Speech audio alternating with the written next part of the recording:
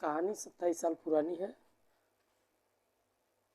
12 साल की एक लड़की जो साल 1994 में अपनी बहन और बहनोई के साथ में उत्तर प्रदेश के सहारनपुर में रहती थी।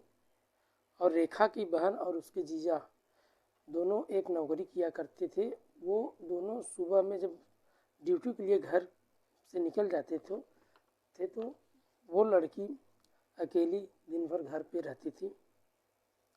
और उनके पड़ोस में दो लड़के रहते थे जो दोनों सगे भाई थे। एक का नाम था हसन, नाकी हसन, और दूसरे का नाम था गुड्डू। इन दोनों भाइयों को पता चला कि रेखा घर में अकेली रहती है, तो नाकी हसन एक दिन मौका पाकर घर में घुसा और उस किशोरी के साथ में ज़बरदस्ती की। नमस्कार, आदाब, सत श्री अकाल। भदोही प्लस में आप सबका स्वागत है। मैं आपका दोस्त अमित कुमार।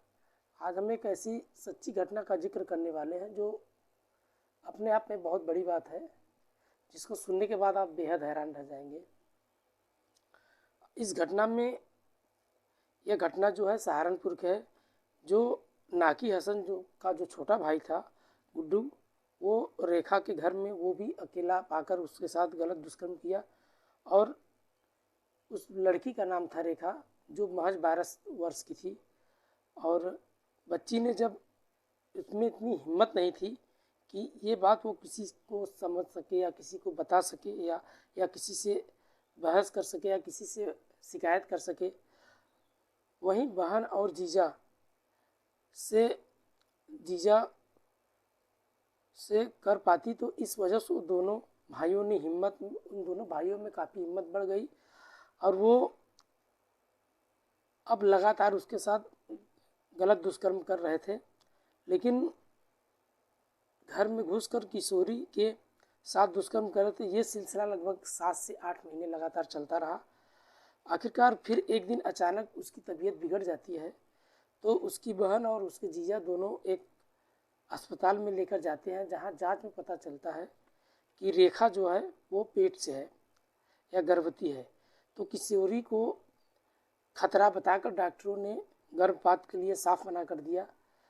तो बदनामी के डर से उसके बहन और उसकी जीजा उस शहर को छोड़ने के बाद फैसला लिया और वो रेखा को लेकर दूसरे शहर में चले गए। महज 13 साल की उम्र में जब रेखा किशोरी माँ बन गई, तो उसने एक बेटी को जन्म दिया।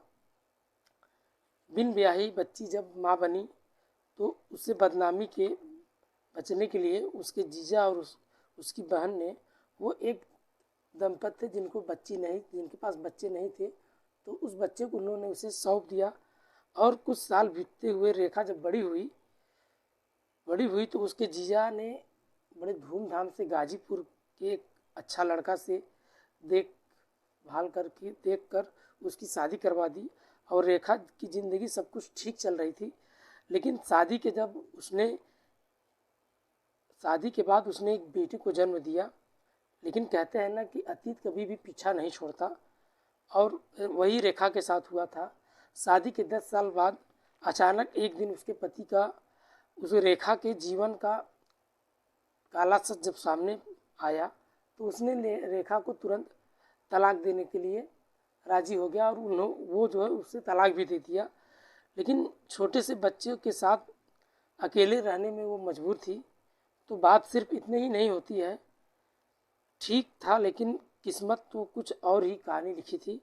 उसका गोद दिया बेटा बड़ा हो गया, तो उसने जब अपने माता पिता के बारे में जानना चाहा, तो उसने उसकी माँ का नाम बता दिया ऐसे, और वो रेखा के पास आ गया। अब अकेला माँ दोनों बेटों को लेकर लखनऊ चली गई और अकेले ही परवरिश करना शुरू कर दिया। बार बार बच्चे अपनी माँ से पूछते थे कि मेरा बाप कौन है।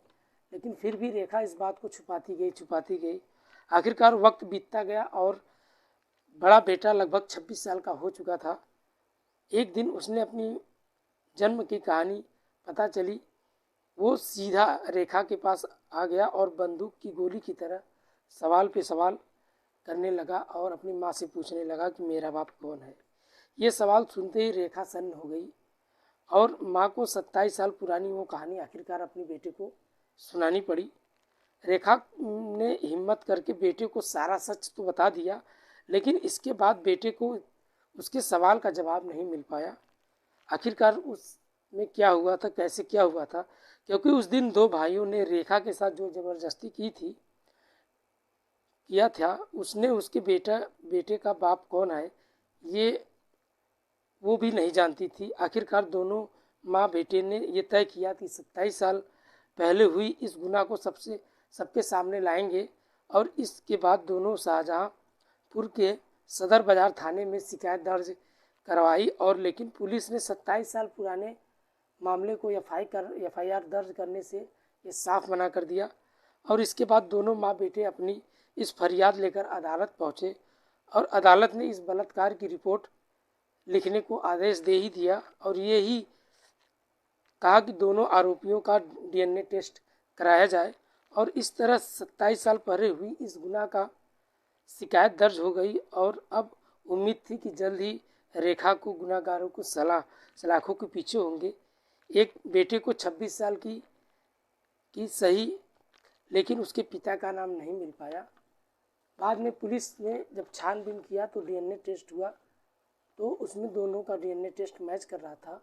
आखिरकार वो दोनों जेल के पीछे चले ही गए और